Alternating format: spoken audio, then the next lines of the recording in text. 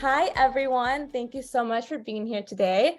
I'm really excited to share with you what I've created these past couple of weeks. And I also did want to let you guys know that I pre-recorded some of the audio for these slides. So if you do have any questions, I can pause the audio or I can stop in between slides, or you can just drop them in the chat and I can answer anything that you guys might have. And we'll also have a Q&A at the end of the presentation. So if you have any questions or anything of that sort, we can do that at the very end as well. I also have a bunch of icebreakers in this presentation because I love engagement and I love chatting with people. So I'd love for you guys to join in on that, on those icebreakers as well. All right. So again, hello, everyone. My name is Paola, and welcome to my digital marketing presentation career edition. Let's get started.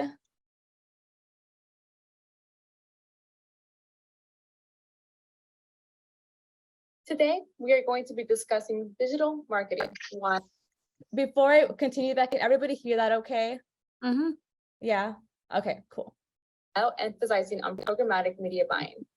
On our agenda today is an overview of my professional background, a chat on how you envision digital marketing to be like today, a spotlight on ad operations and how they contribute to the digital media ecosystem, a discussion on what programmatic media buying is, and lastly, finding out what digital marketing role could be a good fit depending on your unique self. We'll then close off with the Q&A. Awesome.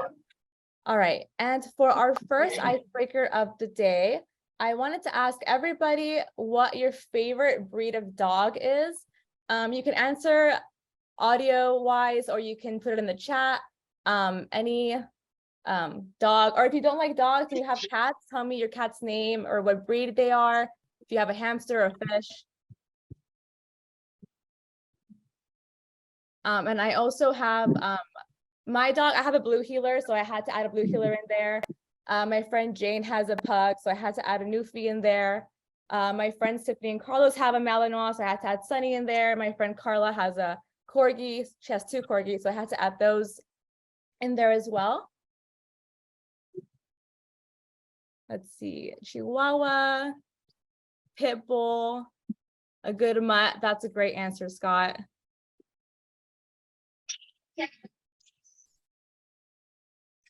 Dachshund, Boston Terrier. Yes, Kaya has 2 Boston Terriers and they're chaotic, but they're amazing. Awesome.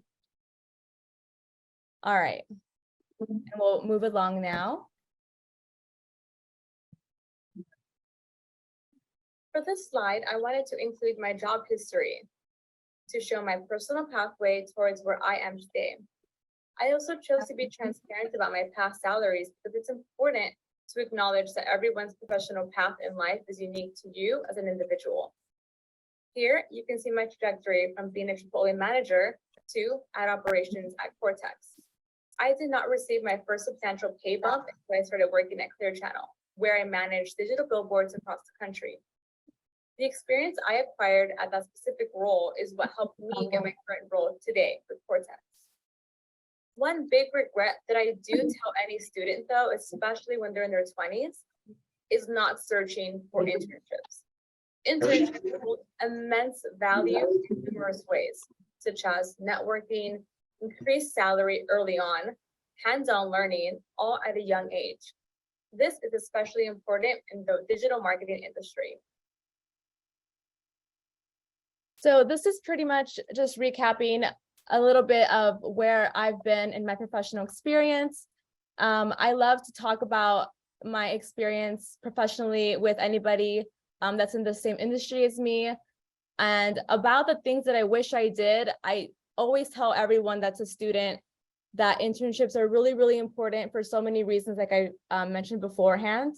And I wish I did internships, but I was so concentrated on becoming a Chipotle manager, and my goal at the time was to be in corporate in Chipotle that I kind of forgoed the possibilities that I could have had with my actual major in an internship setting.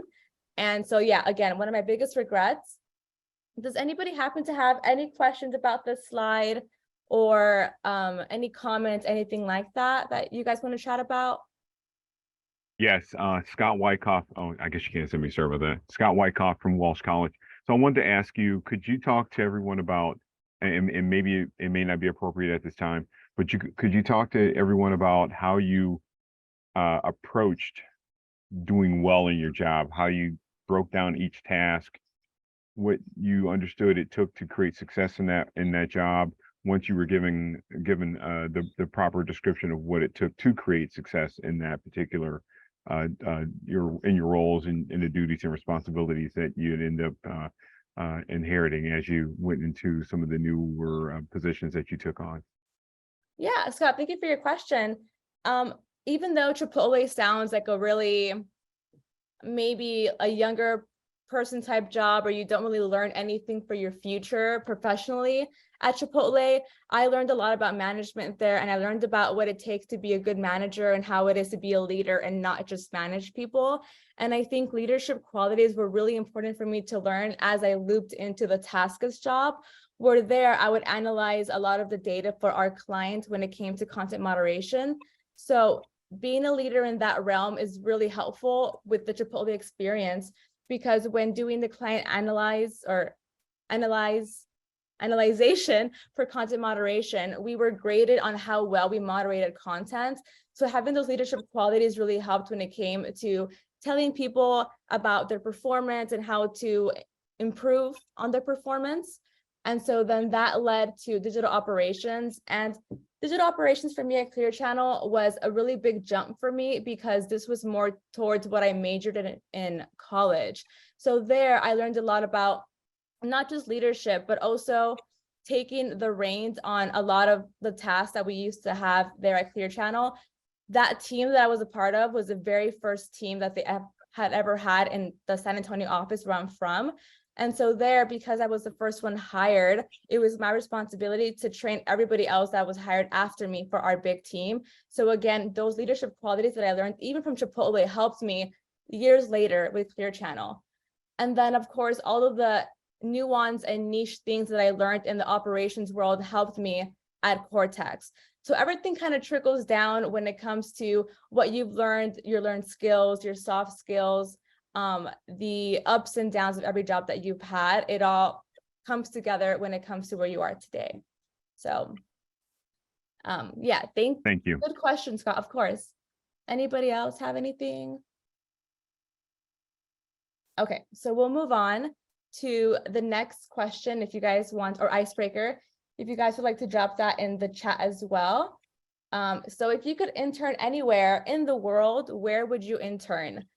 What's your dream job? Would you want to work at Apple? Would you want to work at Facebook or Google or any of the fan companies? Would you like to be a surgeon for a day? Would you like to be a chef at a 5-star restaurant for a day?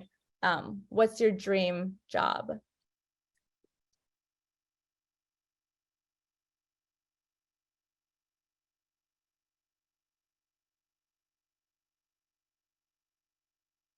Great answers, guys.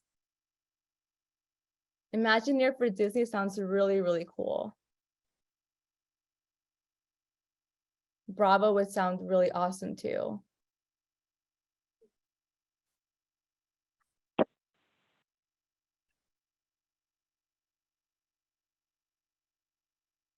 I'm not ready to share it now because I'm still working on it. But basically the idea is that we have the right hierarchy so we can do some reporting and we can track. One of the objectives for my side is that we know the velocity and we can benchmark it or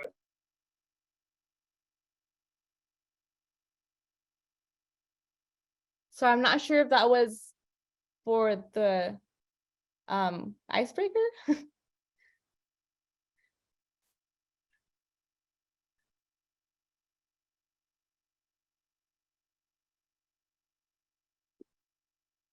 Awesome. Great answers, guys. Okay. Moving on.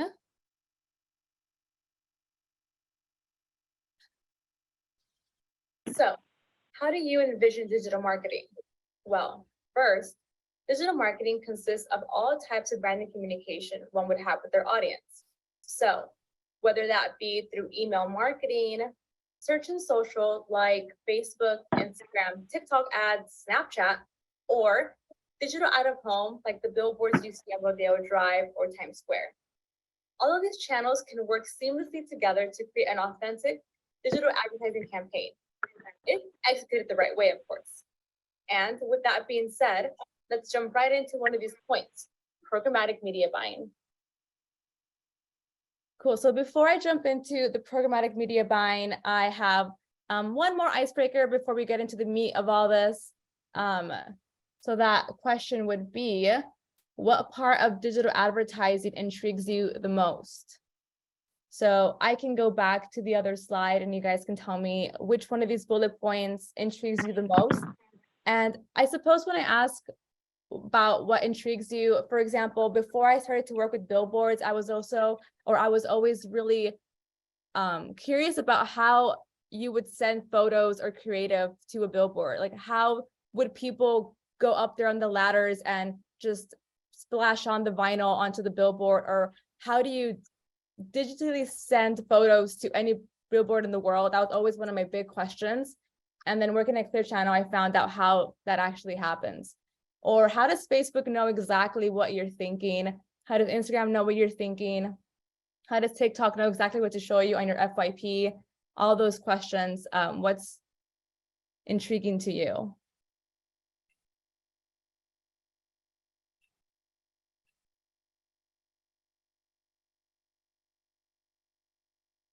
Aaron B, I'm curious to know what you mean by income is generated. Do you mean how like influencers acquire their income with sponsored posts? Is that what you mean by that? Hey, I'm just gonna come off mute. It's easier to Yeah. talk. Yeah, I was just wondering, like, as far as like, I know there's like pay by click, pay per click. How else? I'm intrigued by how, yeah, with content with like Instagram. So how content creators, you can actually partner with brands like affiliate marketing, and how you promote products, like how the income's generated. Yeah, I mean, I believe with my past experience doing a little bit of influencer marketing with KORTX, my current job or my current company, it just depends on what the client wants the influencer to do.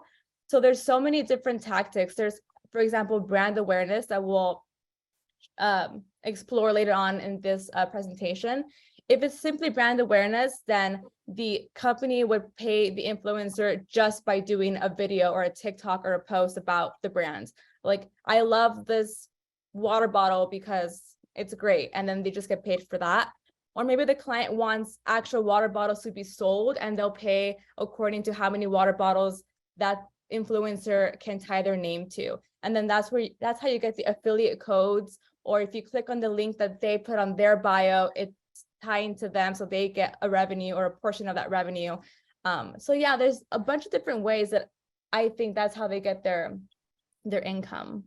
If anybody else knows anything else, that'd be awesome to know as well in the chat. But at least from my experience, I believe that's one of the many ways that influencers and sponsored people can get their income from content creation. Thank you for that. Of course. Okay. All right, so now we'll get onto the meat of the presentation, programmatic media buying. So, in high-level terms, programmatic media buying is the tech that ties an online buyer to an online seller in only a fraction of a second.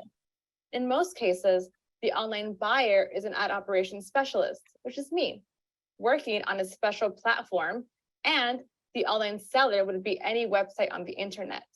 The way these two work together happens in milliseconds. Does anybody have any questions about this slide? I know it's a little bit too vague perhaps, but we'll go into it a little bit more. But before we do that, I'm wondering if anybody has questions first. Okay, moving on. Here is a very high level flow chart to make things easier.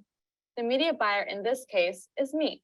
After I acquire certain parameters from our clients, I will build an advertising campaign that respects those parameters on a demand side platform, or DSP. Those parameters could be anything from the kind of people they want to target and where those people are, to how they interact with the ad. Interactions or engagement include anything from whether they click on it and produce an action, such as ordering a product online or submitting a form. Once this campaign goes live on our DSP, the algorithm magic takes place. The algorithm will collaborate with an SSP or supply side platform where a surplus of inventory is provided. Once the DSP and SSP come to an arrangement, the ads from the campaign I built will be displayed on the internet. Then you, as the audience, will view these ads, and depending on the actions you take during and after you see the ad, will result in our performance, like whether you bought that product or submitted that form.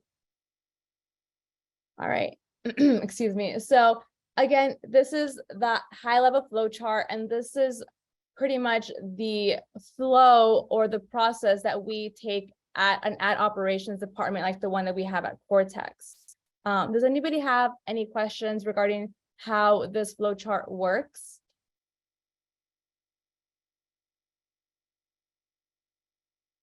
Okay, I'm curious to know if you guys have heard about programmatic media buying, especially if you are at Walsh College. I wonder if that's something that's in your curriculum, or if there's something that touches on that type of digital advertising.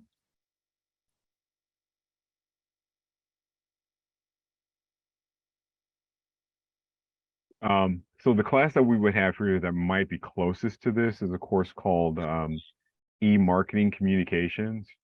It's MKT 445 at Walsh for students. And then I believe there's another class in our graduate part of the program as well, but I'm not sure what all it covers in regards to some of the content that you have here. But I know a lot of it does involve using the internet to get the word out and do branding and things that relate to that.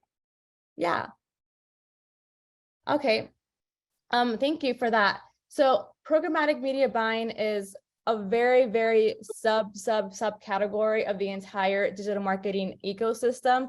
I had never heard of programmatic until I started at Clear Channel, and knowing what I know now, it's been pretty common for the past 9 to 10 years, but I could only imagine how aware or how popular it will be 10 years from now as well. So in the next slide, I'm going to kind of have you guys shadow me on a day in the life of working as an ad op specialist at KORTX. So on the very left side, we have a hypothetical scenario, which would be our client, Walsh College. And then in the middle box, we have the plan that strategy would take with Walsh College during negotiations. And then once that contract is signed, hypothetical contract, then on the very right side would be my ad ops team, like myself. That's where we would build the campaign. And then I go into deeper detail with each one of these boxes. Come work with me. Now, we can take that high level flow chart from the previous slide and convert it into a real life scenario. In this scenario, we have Walsh College as our client. Say that Walsh College came to KORTX with the goal of brand awareness in mind. Brand awareness is simply that, making people aware about the brand. Their KPI or key performance indicator is CTR, or click-through rate, which is the amount of clicks your ad gets. Their budget is $5,000, and they'd like this campaign to run for about 2.5 months. They like to use just banner ads, which is what you see on your computer and phone. And they also would like to target people in the state of Michigan that are either high school or undergrad students. So our planning and strategy team at KORTX will evaluate these parameters and set realistic goals.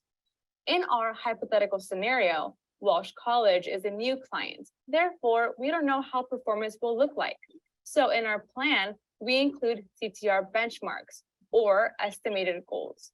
Our hypothetical CPM, or cost per 1,000 impressions, is $4.75. This means that per 1,000 times an ad loads on a website, that will cost $4.75. When you take these values into a certain formula, you can acquire the amount of impressions you should get by the end of the campaign. So 1,000 times our budget of 5,000 divided by the CPM of $4.75 would get us our impression goal of 1,052,631. Once we have this plan approved by the client, I, as the ad operator, will then build out this campaign on our DSP, or demand-side platform. There are several parameters I will place throughout building this campaign, but some noteworthy ones are the input of our CTR benchmark of 0.10. This number can be easy to achieve when running a campaign with a statewide geo like Michigan and an audience target like students. However, because we don't truly know how this will perform, this is why we set benchmarks. Next is brand safety.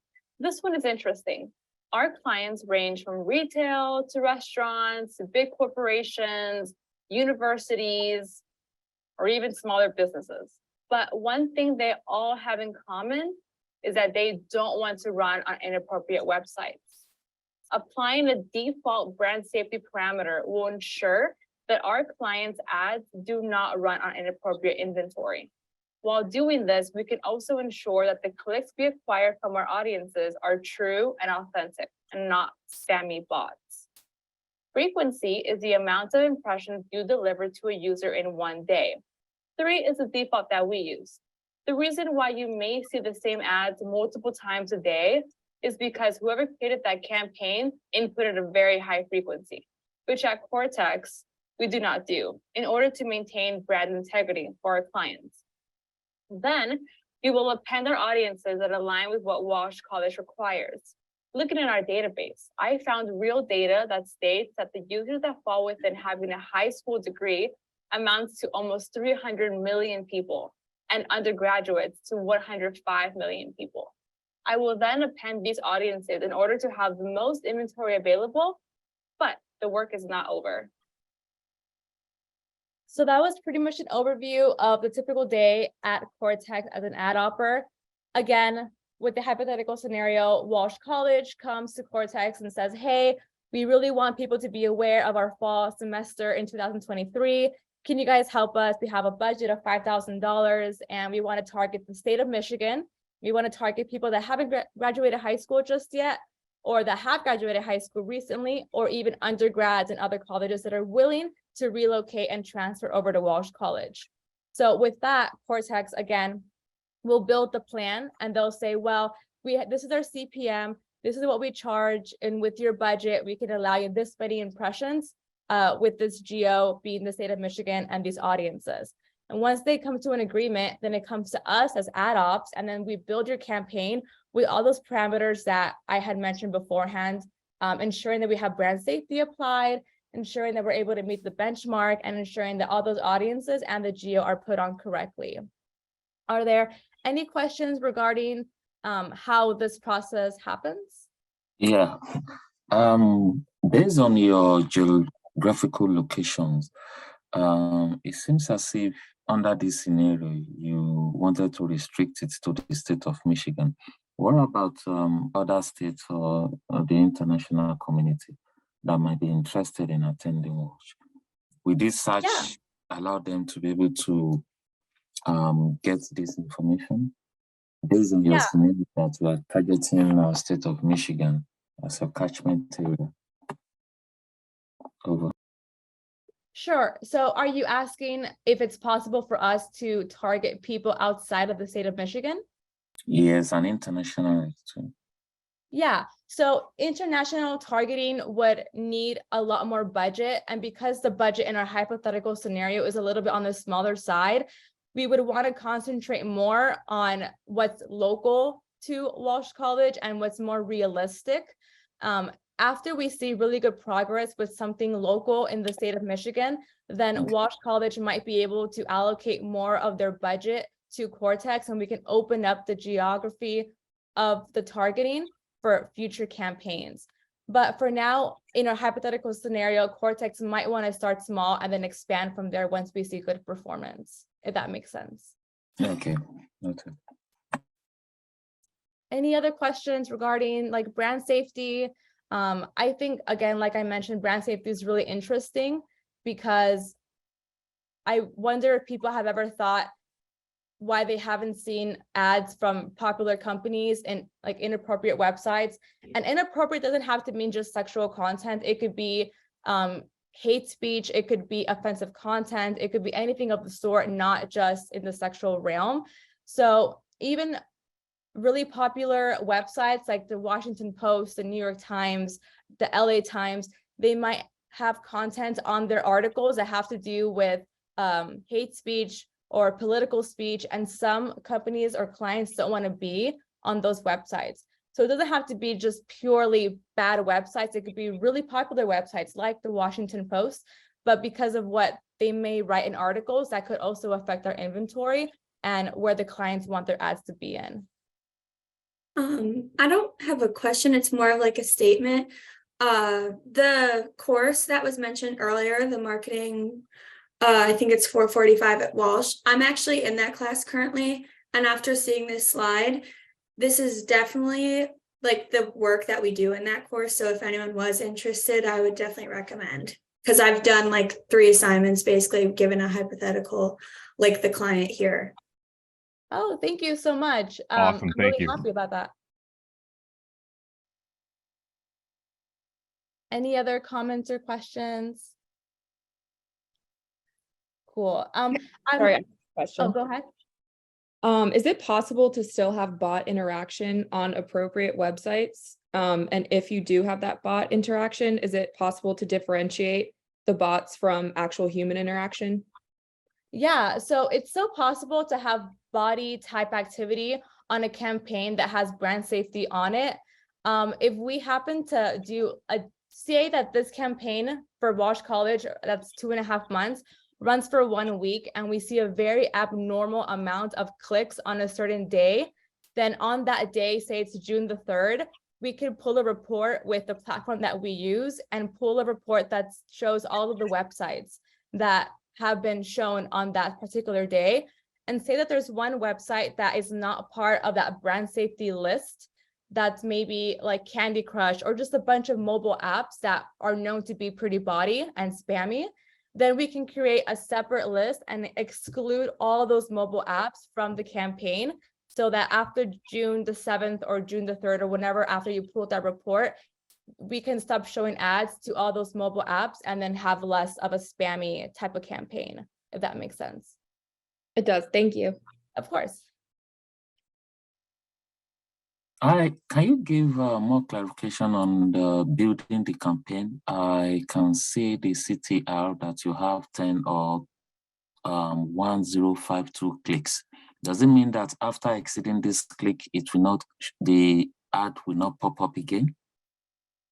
Good question. So I added the 1052 clicks because that's pretty much the amount of clicks that we would need in order to meet our CTR goal. We can definitely surpass that goal, but that's just the number that we would want to reach by the end of the campaign, that or just a tad bit more. That's what that means. Okay, thanks. Thank you. Any other questions, guys? These are really good questions. Okay, awesome. Now, the algorithm is best formulated to make instantaneous decisions in milliseconds, but they can't just adjust inputs based on outputs. That's where programmatic media buying needs a human hand to hold. Without real humans moderating the performance of these automated campaigns, you would run the risk of not achieving the goals we set with clients. The best part about the human touch is the synergy within programmatic platforms. KORTX's internal tech stack is equipped with proprietary platforms that make us different from other agencies. For example, our CDP or customer database platform contains users that we acquired through placing certain pixels on our clients' websites. Once we acquire a large enough number of those users, we can get them modeled. By this, I mean we can use the third party to look for users that possess similar behavioral traits as the users we acquired from our CDP, and they become a modeled version of the originals. This only adds to our potential bucket of overflowing inventory. This is only possible because human brains thought of it. We as humans can ensure that the right message goes to the right person at the right time. And that's truly the beauty of programmatic. So in this slide, I really wanted to emphasize the importance of humanity when it comes to technology and how things are going today. I think I'm not the only one when I say that it's a little bit scary how amazing ChatGPT is, or how eerily human AI can really be these days. But I don't think, at least with this type of digital media branch being programmatic, I don't think that we can completely leave it to the AI or the algorithm just yet. We still need, as humans, to moderate it and make sure that everything is going well. And of course, without human brains, we wouldn't be able to build platforms that work together, like what I mentioned in the very last bullet point. The customer database platform working together with the DSP data to then build modeling audiences. And I'll explain that a little bit more because I know it's a pretty interesting topic, and I want to make sure that you guys get a really good explanation of that. So just paraphrasing what I said before, we have proprietary technology in the form of a CDP, or customer database platform. So what this does is, once we place certain pixels on websites of our clients, we can then acquire the users that use those pixels and hold them in our platform. After we get enough of those users, we can send them to a third party, where that third party will find other users from the outside world that are not part of our proprietary technology, and they will possess similar behavioral traits. For example, say that one of our users is frequenting the Nike online store very often. What the third party will do is find other people that also frequent that Nike store and make a modeled version of them. And then we can use all those modeled versions on our Nike campaign, for example. So that's also another technology that I think is really interesting. Is there any questions about that type of technology, or just any comments about what you think when it comes to AI and how it still needs that human touch? So, Paula, what we are saying is that your app will be integrated with the client's website. I'm sorry, I didn't understand the first word that you mentioned. Can you repeat that? That your app is going to be integrated with the website of the client, right? That is a sort of a connection. There will be a direct connection. Right. And you have very strong security features on your app. Do you mean security features when it comes to user privacy? Apart from user privacy, in terms of just to know that you have all the necessary compliance, and then your software or your app meets with security control features. Yeah, cyber security.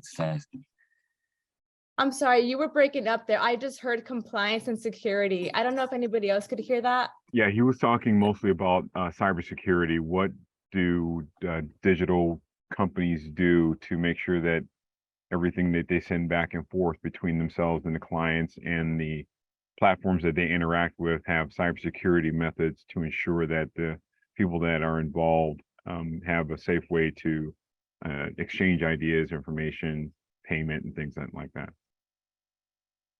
When you say exchanging payment, do you mean between clients and us?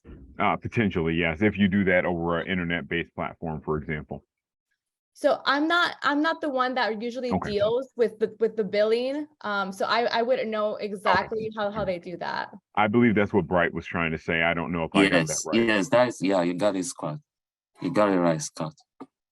Yeah, because AdOps does more on the back end of things. I don't know what happens in the client facing part. So I wouldn't be able to answer that accurately. But I can definitely find an answer for you and send it over to Caitlin and Liz, and they can bring it over to you, Bright. Okay, noted. Okay. Any other questions, guys, or comments? Okay, so we're pretty much done with the meat or programmatic part of the presentation. We're gonna do one more icebreaker, and then after that, I really wanted to show you guys this chart that I created that is mostly relevant to working at a media agency like KORTX. So before I do that, I also wanted to mention the very bottom of my slide here. I have these two asterisks on that first bullet point because I wanted to reference the fact that I used some ideas from my coworker / mentor, Brian Presti from KORTX as well. He has a really amazing blog if you guys want to look it up on our website, KORTX, KORTX.io. Under the blog section, it's called A Day in the Life of KORTX Programmatic Operations, and it really helped me build these slides alongside my experience, and I highly recommend it, especially for people that are in that marketing class that was mentioned before. I think it would really help you guys if you guys would like to see it. All right, so just another quick little icebreaker, or it'll be more like a quiz. You guys can drop in the chat what you think these logos belong to.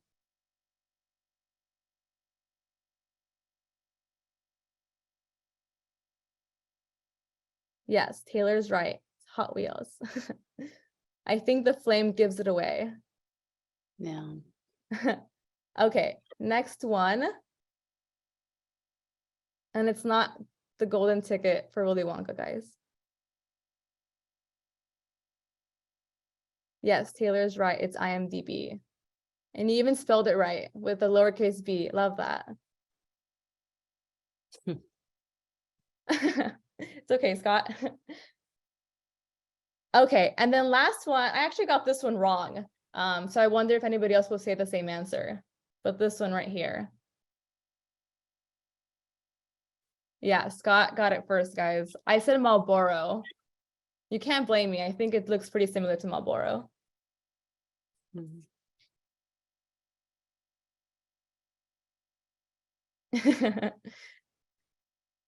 All right, so the next slide is going to be what's your niche? So this is just part of the chart that I mentioned before. When I was in college, I had majored in communication. I was not sure what part of marketing or the digital world I wanted to be a part of. And after some time in the industry, and when I say time, I say like 4 or 5 years. After those 4 or 5 years in the industry, I learned that a lot of what has to do with what you enjoy in your career as a digital marketer is what you're like personality wise, and then what your skills are. And that's not always true though. And I learned that while making this chart, and you will see in just a second. So here's this chart that I built for you guys. There's something for everyone. And by that, I mean, depending on what you identify as regarding your personality, whether you're creative or you're a witty person, you love numbers and reporting, therefore you're more data-driven and logical, or you're an introvert and you like to think quietly with no one around you in your surroundings, versus what your skills are and what have you learned hobby-wise or throughout your time in school or in your job. If you've learned how to design in Blender or Photoshop, or if you love data and you love programming languages like Python and Tableau, or you just enjoy scrolling on TikTok, therefore you identify mostly with social media platforms. For example, I identify as a creative and I love being a visionary, and I love TikTok. I'm on that app all the time. So if I had to choose between any job, or I had trouble knowing what job to pursue, I think a graphic designer or a content creator would be my best bet. So if you guys are, especially the students here in this presentation of this Zoom, if you guys are wondering, oh, I don't know what my pathway is, I'm not sure, I'm going to reevaluate what I'm doing, I hope that this chart can maybe guide you. It may be a little self-explanatory and a little obvious, because you would think that graphic designers love to be creative, and you think that data-driven people would love reporting. So I really hope that this helps you. And I also wanted to say that this does not mean that you can't be extroverted and love Tableau or Microsoft BI. I had to add the stars in there because I did not want to overwhelm the chart with so much text that it looks busy. But no, I'm not saying that you can't be an introvert and not love to design on Photoshop. You can definitely do that. But again, this didn't want to make it so busy. And as someone that likes marketing and being creative, I think you don't want to make charts busy for your audience. So I'm wondering if you guys have any feedback or if you guys relate to any of this. Just curious to know what you guys think. I like the picture that you painted with everything that's here because it gives people ideas about what they can consider going into. And when you're talking with students, I mean, I was an academic advisor here before I ended up in the role for career services.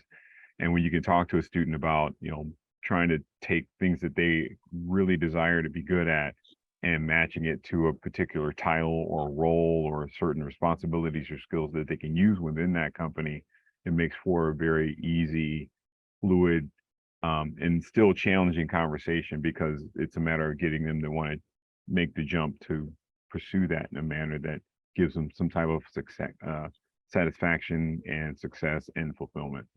Yeah, and I'm really glad you mentioned that last part about fulfillment because I was wondering, or not wondering, but I was hoping that this chart would validate some people and the field that they have been wanting to think about going into. So I definitely agree.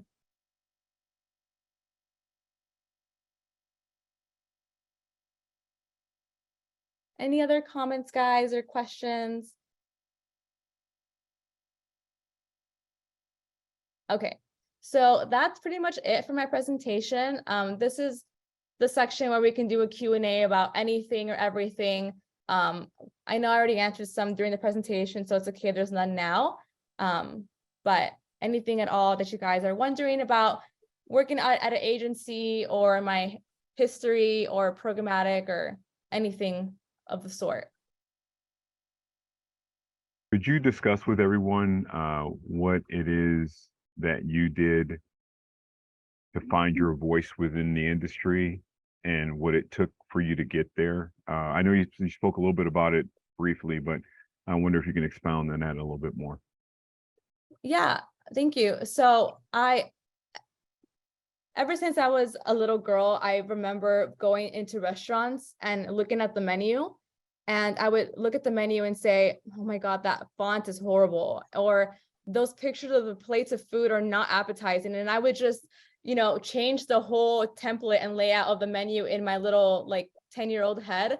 So ever since then, I knew that I had to find something that was more of a visionary type role or a creative type role. And as I was doing that in my career and in my jobs in my 20s, landing the role with ad ops is nothing like that. It's nothing creative when it comes to a font or a color, but it's more creative in the technological aspect where you have to be creative in how you optimize your campaigns to give you the best performance. So it's hard to answer that question because I'm not where I thought I was going to be before doing designing or graphic design or brand managing, but I'm doing the complete opposite and I'm more back end than I am client facing. But I think the most important part is just to do what you do best and also try to do what you think you can't do because you never know. Like I do not like numbers. I failed math in college 4 times, but here I am running revenue for big clients on hundreds of thousands worth of budget, you know? Yeah, I do make mistakes, of course, but that's part of just being human, right? So, yeah. Could you also go into detail about, have you ever done ad work in a corporate sense versus doing it at a media agency where you are right now? Could you expound on that a little bit? Did you do that as an intern? Did you ever work in that part of the business? So I was never an intern, which is why that was one of my biggest regrets that I mentioned before. And if I had been an intern, I would say, yes, maybe I did do some work in a corporate setting for ads, but I've only worked at an agency like KORTX for now. I haven't done anything brand direct, although we do some brand direct work. Most of it is we're more of like the middleman. So yeah, no, I haven't done much with corporate ad work just yet. I only ask because when I advise students, I usually will tell them to consider doing the agency side and also doing the corporate side so they can get a feel for both to give them a better idea about where they think they should begin to build their career. Yeah, and So speaking thank of you that, for that. yeah, speaking of that, if you guys like Reddit, there's a really good Reddit subreddit on the advertising subreddit. There's articles on there speaking about people's perspectives about how they feel working at a publisher, which would be like newspapers, like the Washington Post, for example, or an agency like the middleman, which would be like KORTX, or working client direct or brand direct, being the actual companies themselves.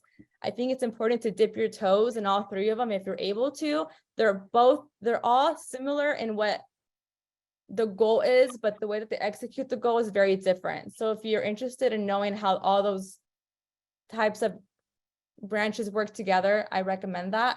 But I love KORTX as an agency because usually agencies do only one thing. Either they just run revenue for clients, or agencies only do graphic design, or they only do third-party data providing, but KORTX does everything. So yeah, I'm really lucky to be here at KORTX where they do a bit of everything. So you kind of get to dip your toes in every part of digital marketing. So have you come across any difficult client? Anything called what? I'm sorry, Klein? Have you come across any difficult client?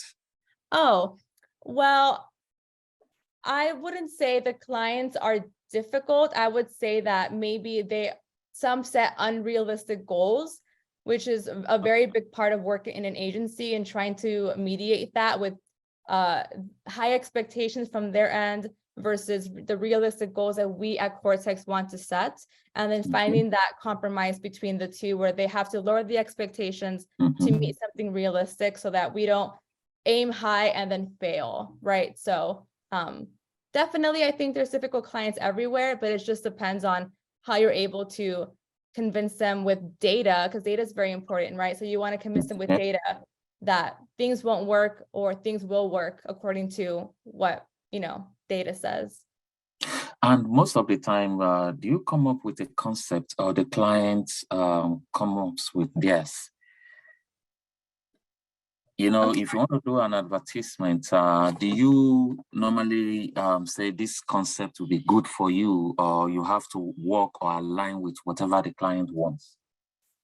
Yeah, so usually because we are not client facing, we don't usually do that ourselves, but we may have feedback that we then give to the account managers or account executives, and then they would translate that to the client themselves.